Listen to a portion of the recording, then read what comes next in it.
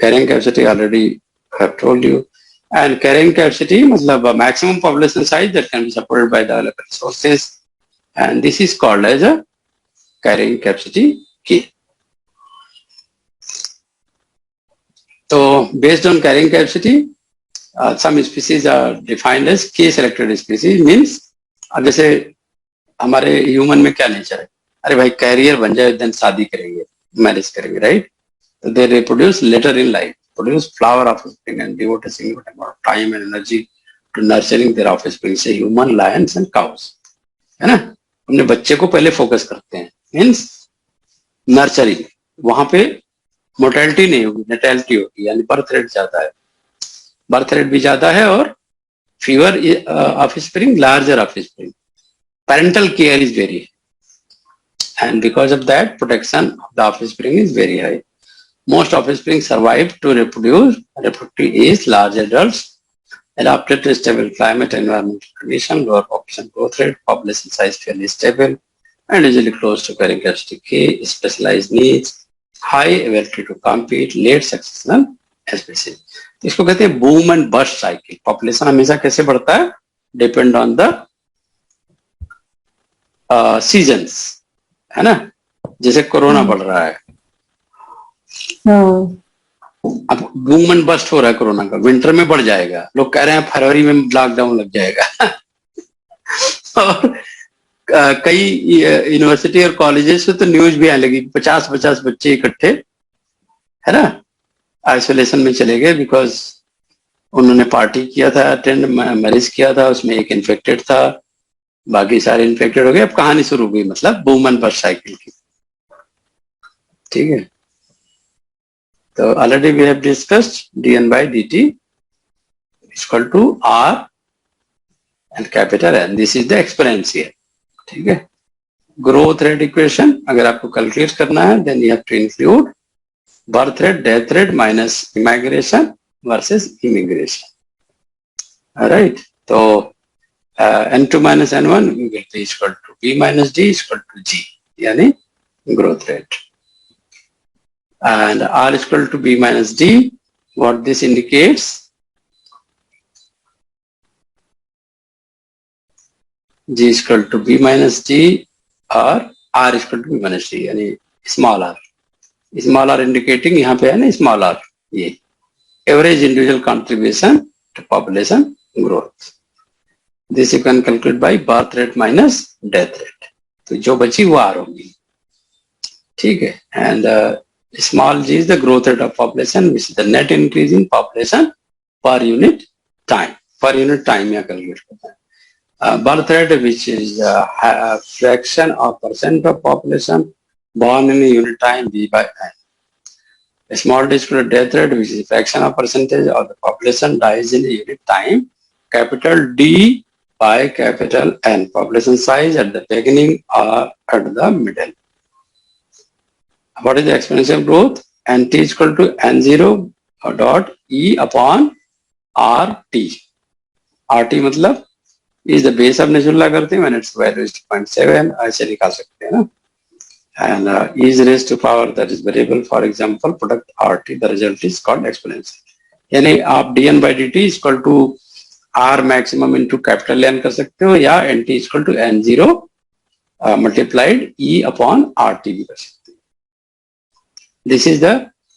This type of curve is called as the exponential function. Now you can calculate the doubling time because this is asked in examination. ठीक है, तो doubling time of this population is approximately 14 years. तो कैसे आपने calculate किया? यहाँ से first doubling, then second doubling, then third doubling. ठीक है, यहाँ से आपने कैलकुलेट कर लिया, and this every doubling time is almost 14 years. तो कैसे कैलकुलेट किया? तो now you have to, a rule of thumb is that doubling time is approximately equal to 70 divided by annual percentage growth rate. T is equal to 70 by R. अब चलो यहाँ कर लेते हैं. R यहाँ पे कितना है? Percent population growth. ठीक है, कितना परसेंट ग्रोथ किया? 10,000 से 20, है ना? ठीक है, तो ऑलमोस्ट 10% ग्रोथ किया यहाँ पे, है ना? राइट। अरे 20 माइनस 10, हाँ 10 हो गया अपॉन 10। स्टार्टिंग 10 से लिया था, 0 से लोगे तो 0 to 20 अपॉन 20, तो फर्स्ट डबलिंग टाइम 10 to 20 हुआ ना फर्स्ट डबलिंग टाइम। और यहाँ पे ईयर्स कितना लगा, 14 ईयर्स लगा।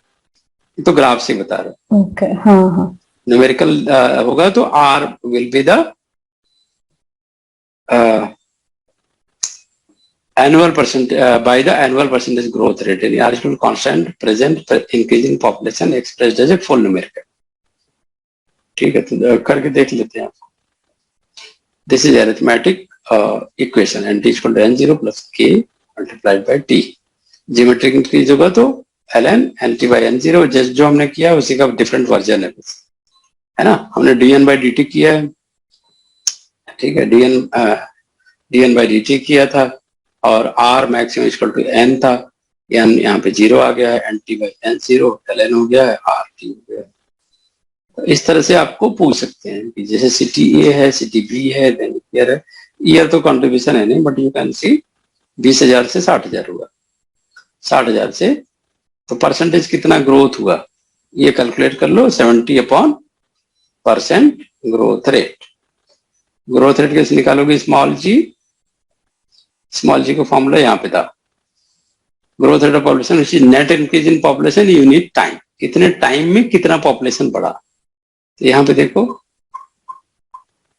टाइम कितना लगा, 90 से 2000, 10 साल लगा। 10 साल में कितना पॉपुलेशन घटा, 40,000। ठीक, नहीं समझे, टाइम पूछ रहा है ना। Small G growth rate equal to capital G upon N, है ना। जी कैपिटल जी क्या है, टाइम, ठीक है। कैपिटल जी क्या है, फॉर्मूला तुम्हें याद करना पड़ेगा, ये net increase in population upon time है, ऐसे याद करो। जी बाई टी कर लो, फिर वो गड़बड़ नहीं होगा। जी बाई टी ये टाइम है, ये टाइम है, ये नेट इंक्रीज इन पॉपुलेशन है, population P, P by T कर लो। पॉपुलेशन कितना इंक्रीज हुआ 10 सालों में, 40,000 अपॉन टाइम 10 साल, ठीक है, यानी 4,000 के आसपास बढ़ा, ठीक है ना। तो this is a growth rate, growth rate is equal to 4,000, ये 70 से डिवाइड कर देना। तो now you will get the what, doubling time ना, doubling time is equal to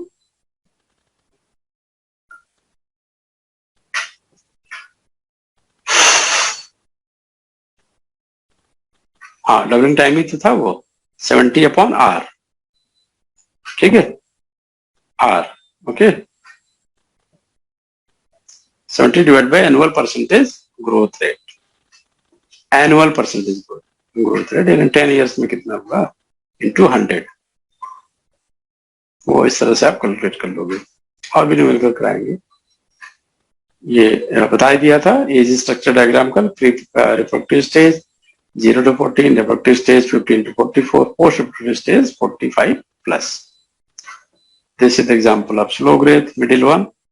This is the rapid growth because here you can see the age limit is there, है ना। different color क्या दिखा रहा है, age, red वाली age क्या है 45 plus, हल्का green है तो 15 to 44 productive stage, ठीक है।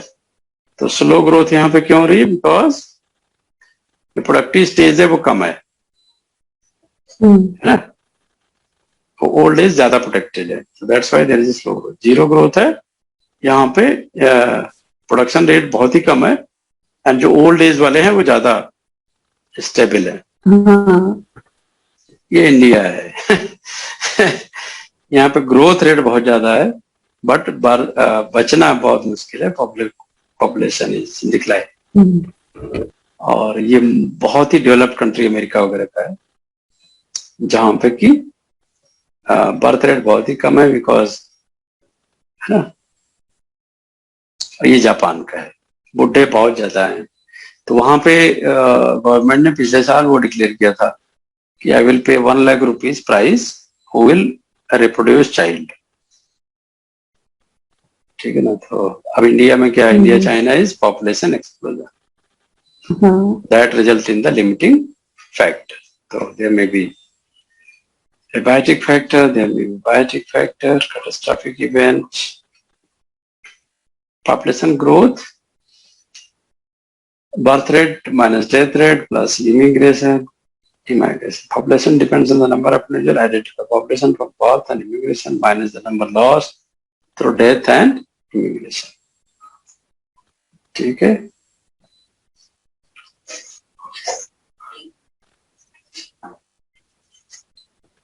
चलो ये हो गया। Carrying capacity, this one already explained.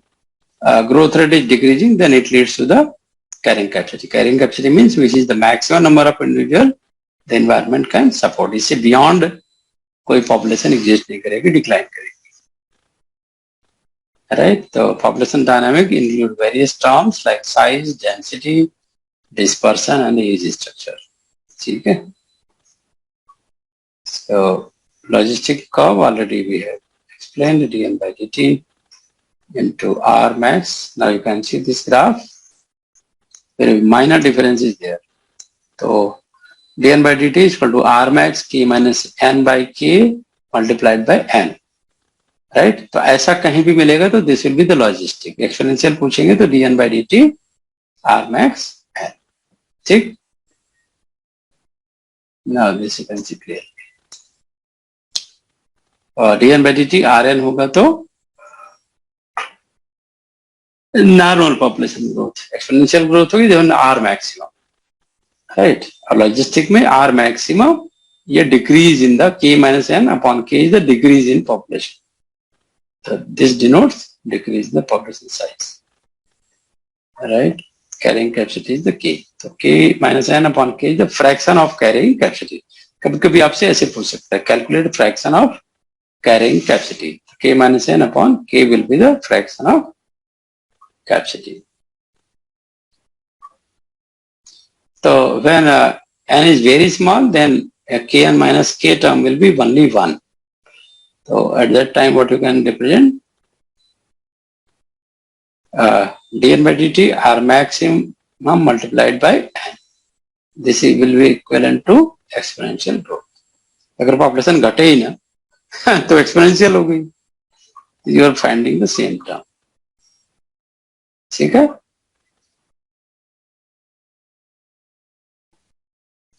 Sometimes they can ask the question, calculate carrying capacity of the population, what is the population size when it's growing the fastest, है ना। I have a problem to share with you. Population PT of bacteria and hepatitis satisfies the logistic differential equation dp by dt is equal to 2p into 6p by 8000, which is the measurement in hours. Initial population is 700 bacteria. कैसे calculate करोगे? dp by dt is equal to, चूंकि population control आपको population size, sorry carrying capacity calculate करना है की, यहाँ p से वो डिनोट कर रहे हैं बस, ठीक है ना। और टोटल पॉपुलेशन कितना है, ये दिया हुआ dp is equal to 2p into 6 minus p by 8000. This is the logistic. चलो ये ज्यादा मैथमेटिकल हो गया, छोड़ो इसको। यहाँ एक टर्म आया था पिछले साल, what is the faculty of A population. तो फैकल्टी मीन्स नंबर, रेट और कैपेसिटी ऑफ ऑफस्प्रिंग प्रोडक्शन, ठीक है ना। मतलब एक पॉपुलेशन में कितना प्रोड्यूस हो सकता है, कितने बच्चे जन्म ले सकते हैं, offspring production related. The offspring production is declining because of certain pressures. Number of worm is decreasing. Number of egg per female high, लेकिन वो सर्वाइवल में कन्वर्ट होगा कि नहीं, that is the problem. So this is called the effect of population density on the fecundity. Population अगर बहुत heavy है, resources will be limited, and automatically there will be offspring survival will be very less. ऐसे population के लिए क्या equation use करोगे? dn by dt rn k minus n upon k. Clear? Now you can see this is the logistic growth. अगर ये यहाँ ना रहे तो सीधे ऊपर जाएगा, dn by dt will be the exponential growth. तो यहाँ पे कैरिंग कैपेसिटी है 1500। लाइन कहाँ से स्टार्ट हो रही है, तो डायरेक्टली ग्राफ देके आपको क्वेश्चन पूछ सकते हैं कि अभी पता नहीं किसी को पता है कि नहीं, तो ये लाइन जो है क्या दिखा रही है, दिस पॉइंट 1500, यानी K will be the 1500. So now you can represent the logistic growth curve like this. ठीक है. So logistic model and real population, this is the S-shape curve. Now अब प्रे प्रेडेटर में फिर आ जाओ जहां से चले थे वहीं आ जाओ. ठीक है. तो कैरिंग कैपेसिटी आप कैलकुलेट कर सकते हो based on the logistic growth का. ये देखो paramecium population in the lab में अगर करते हो तो देयर इज नो कंपटीशन, है ना, there is no resource limitation. तो ये सीधा सीधा बहुत अच्छे से आ रहा है आपका लॉजिस्टिक का, है ना, एक्सपेंशन नहीं है. लेकिन अगर वही तुम रियल पॉपुलेशन में देखोगे तो थोड़ा सा ऊपर नीचे ग्राफ नजर आएगा. ये ऊपर जा रहा है फिर नीचे आ रहा है. This is called as the pressure. यानी रियल लाइफ में you are not getting the S shape curve, right. तो लेकिन वो कैरिंग कैपेसिटी के ऊपर नीचे ही होता रहता है. That's why based on the life status by natural selection you can classify the population, है ना, on the two type, K selection, density dependent selection, R selection, density independent selection. अभी समझ गए के सिलेक्शन और R selection में difference? हाँ sir, हाँ. ठीक है ना. तो density dependent population, birth rate and death rate do not change with population. यानी के सिलेक्शन ह्यूमन के ऊपर अप्लाई होता है सीधे, यानी प्रोटेक्शन ज्यादा है ना, सर्वाइवल ज्यादा है. Density dependent population, birth rate fall and death rate rise with population density. Now you can see the carrying capacity, है ना. बहुत सारा प्रेशर है, हाथ से दबा रहे हैं ना, वो घटता गया, कैरिंग कैपेसिटी डिक्रीज. ठीक है. यहाँ पे होगा मैक्सिमम ये कैपेसिटी है एनवायरमेंटल रेजिस्टेंट की, that can hold a number of population size. R strategy, small offspring, little parental care, early reproduce, most of them die, small adult, high production growth rate, population size fluctuate widely above and below carrying capacity. Carrying capacity के नीचे रहेगा. Generalized means ability to compute. This is the case study. Maintain population at carrying capacity. ठीक है. Maximize life span. तो life span कौन कौन बढ़ाते हैं देख लो 3 जानवर है.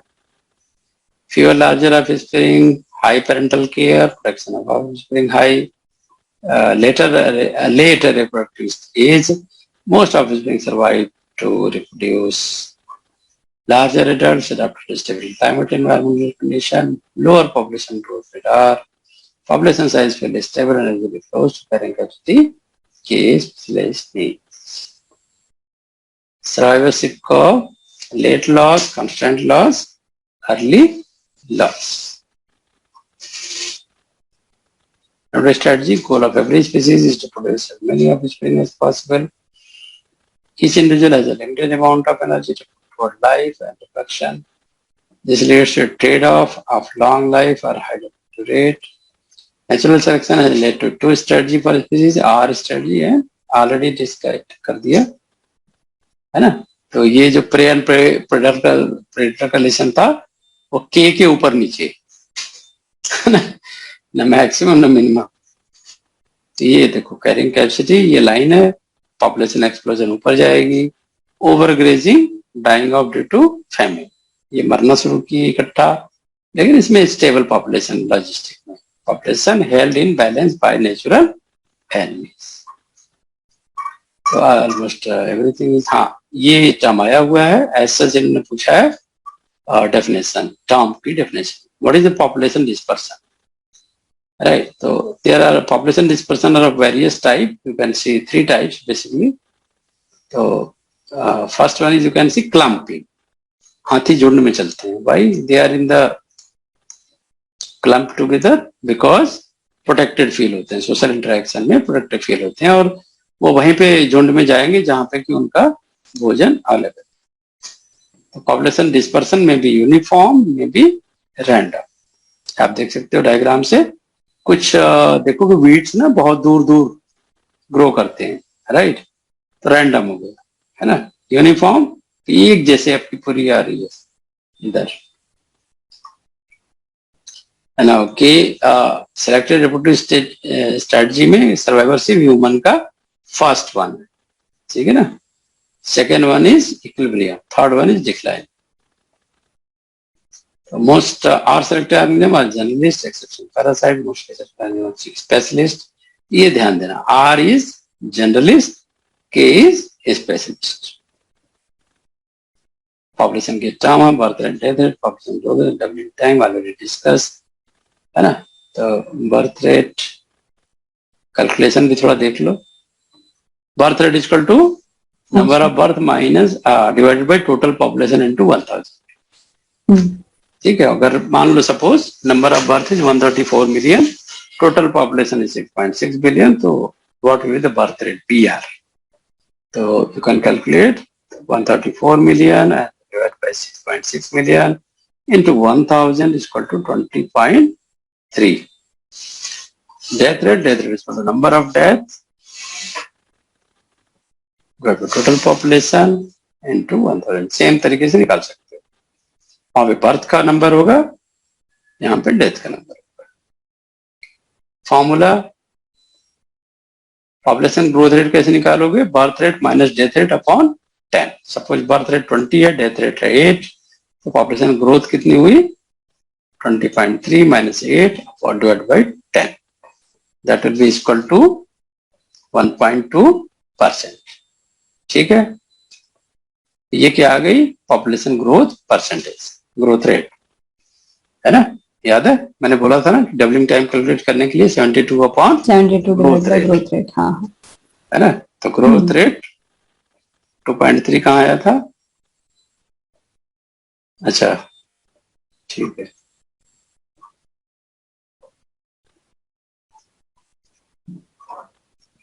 हाँ ग्रोथ रेट, ये शायद कैलकुलेशन में मिस्टेक है, ये 1.2 नहीं आएगा, ये 2.3 आएगा, ठीक है ना, क्योंकि यही ग्रोथ रेट है। तो 72 डिवाइड बाय ग्रोथ रेट, तो growth rate equal to 2.3% already calculated. So now you can see 72 divided by 2.3% is equal to 31 years. ठीक है, तो चलो ये सारा हो गया। हाँ सर, बाकी जैसा प्रैक्टिस है, बहुत ठूस ठूस के ना खाना चाहिए ना, बहुत ठूस ठूस के पढ़ना चाहिए, है ना। प्रॉब्लम दिए हैं, स्लाइड अपलोड करूंगा, इसमें से प्रैक्टिस कर लेना, ठीक है। पॉपुलेशन साइज का हाँ दिया हुआ है, एक्सरसाइज दिए हुए हैं, you can go through and calculate. कल हम पढ़ेंगे रिप्रोडक्टिव स्ट्रेटजीज, पढ़ लिया आज, कल पढ़ेंगे कैप्चर रिकैप्चर मेथड, ठीक है। कैप्चर रिकैप्चर वाले पे काफी क्वेश्चन आए हैं 3-4 साल में, तो we should study. This is called the Lincoln-Peterson equation. This is called the Lincoln-Peterson equation. Right? Lincoln-Peterson equation. क्या बोलेंगे इसको, Lincoln-Peterson equation, mark and capture वाला, सीधे से फॉर्मूला है, and you have to know the different terminology. जैसे अभी कहना क्या चाहते हैं, ये कहते हैं भाई देखो मान लो एक पॉपुलेशन है, राइट, तो पॉपुलेशन में हमने क्या किया, suppose 80 fish are captured, marked and release. 80 एक तालाब से 80 फिश को पकड़ा, 80 फिश को पकड़ा, उसको कैप्चर किया, मार किया, रिलीज किया, मारा नहीं, ठीक है। फिर 60 सी यानी फिश आर लेटर कैप्चर, सी से जो इंडिकेट करेंगे वो लेटर कैप्चर, बाद में जो पकड़ा था, यानी रिलीज करने के बाद जो पकड़ा वो सी। एम क्या हुआ, जिसको शुरू में पकड़ा था इनिशियली, ठीक है, तो वही हम हो गया, राइट।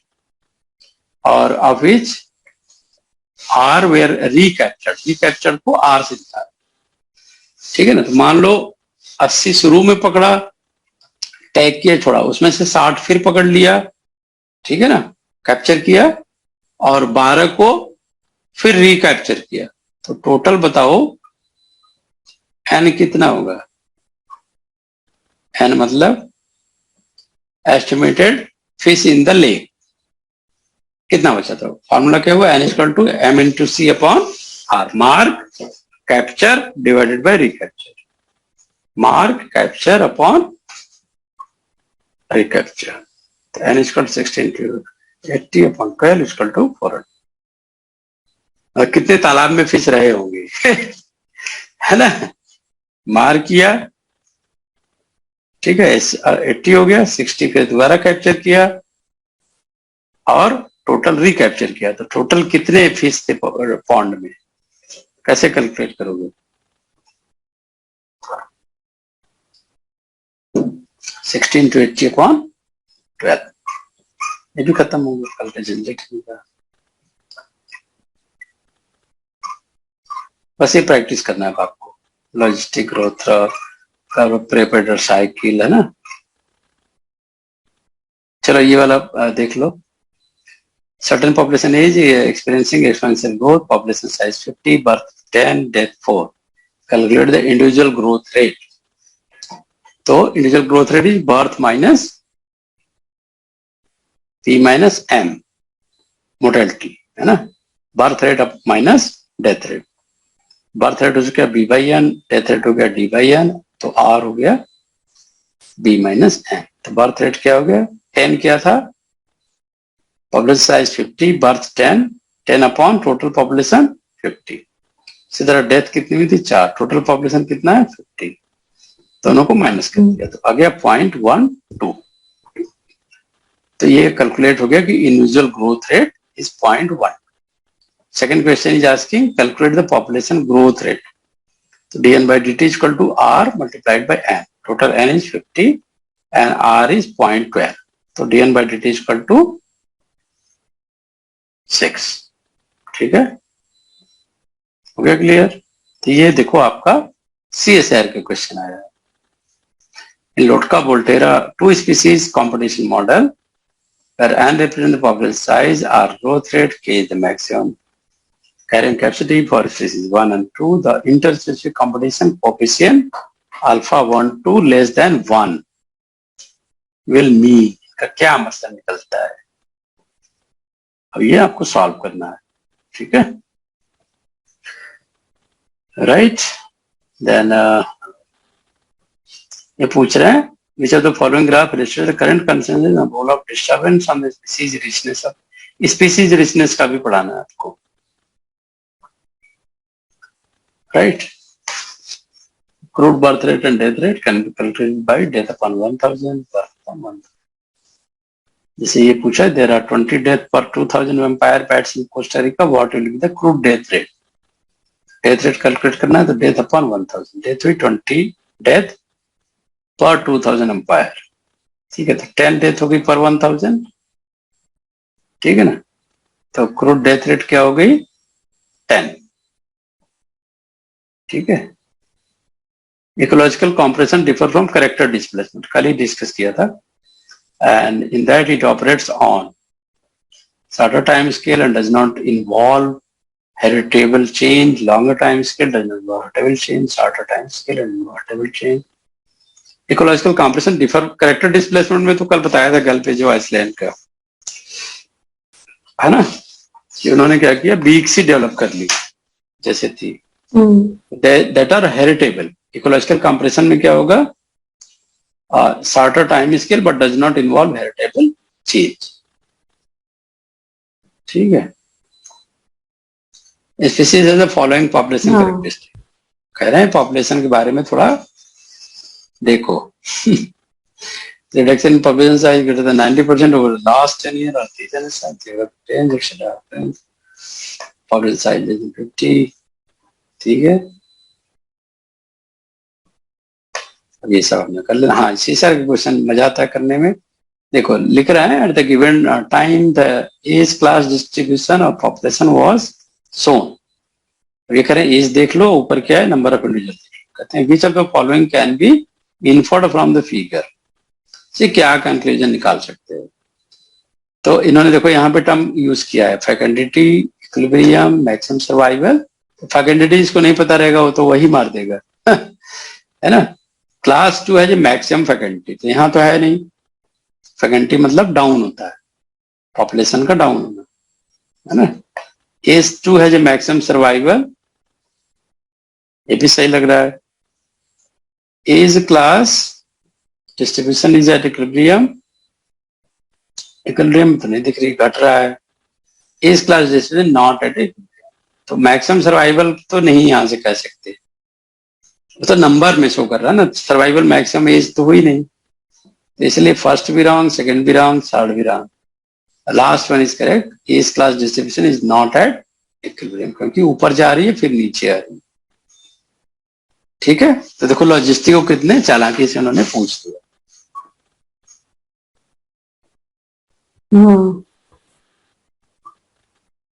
ये सारा मैंने कल बनाया था, फिर मुझे अच्छा नहीं लगा तो मैंने इसको प्रेजेंट नहीं किया।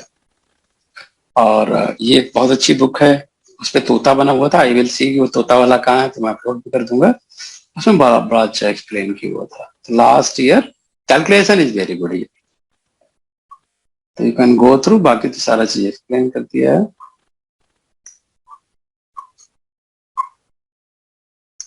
ये सारा है, सारा एक्सप्लेन कर दिया मैंने। प्रे एंड पेट्रोल के केस में थोड़ा रीअरेंजमेंट वगैरह करते हैं, एंड देन कैन सी वही जो सारा एक्सप्लेन। हाँ, ये थोड़ा इंपॉर्टेंट है, ये लाइन जो आ रही ना, अभी देखोगे सी सर ने क्वेश्चन पूछा हुआ एग्जैक्टली ऐसे ही पूछा है कि ये वाली लाइन क्या है, ये बीच में क्या है ना। And if n less than k then r is positive and the population grow. If n is equal to k then what happens, है ना, कैरिंग कैपेसिटी के बराबर हो जाए तो क्या होगा, पॉपुलेशन ग्रोथ स्टॉप्स। और अगर n less than carrying capacity है तो ग्रो करेगी, और n ग्रेटर देन k है तो पॉपुलेशन लो हो जाएगी। ये नीचे की लाइन जो बताती है ना, कि logistic model are realized per capita rate of increase, decreases and increases.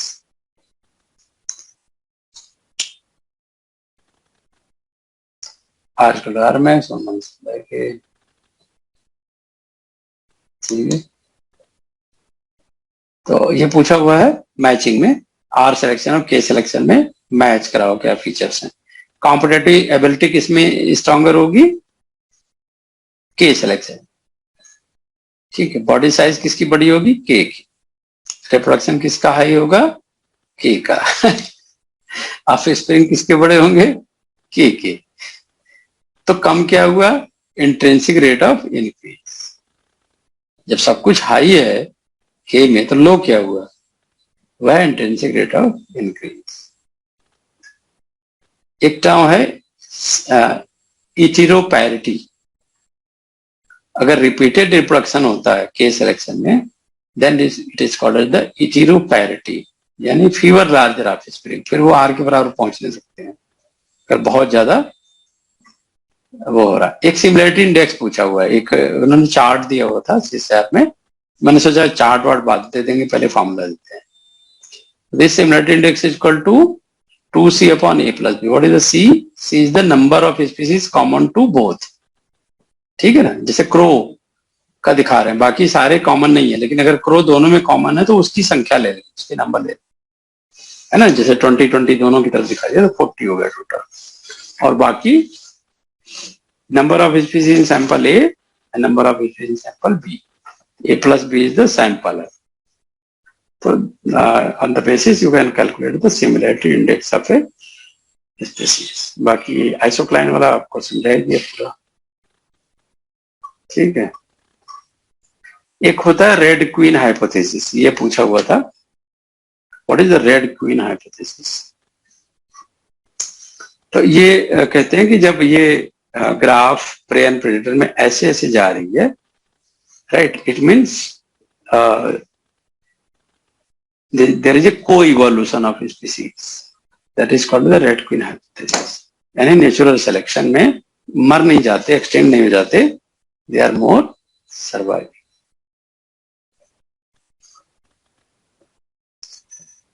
अब ऐसे क्वेश्चन पूछ सकता है कि मान लो सी की वैल्यू 0.01 से 0.1 करते हैं, तो लोटका बोटेरा मॉडल के हिसाब से पॉपुलेशन बढ़ेगी या घटेगी? सी को 0.01 से बढ़ा के 0.1 कर दे, यानी 10 टाइम बढ़ा दें, तो क्या होगा? ये पूरी घट जाएगी. ये याद रखना, ठीक है? ऐसे पूछ सकते हैं.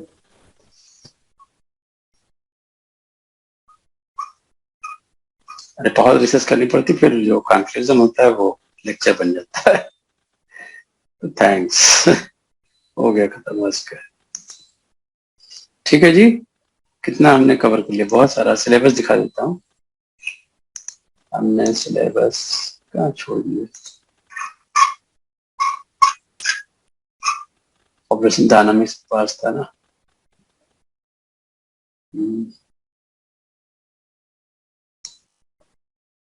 ये syllabus. Characteristic of population, population growth curve, population real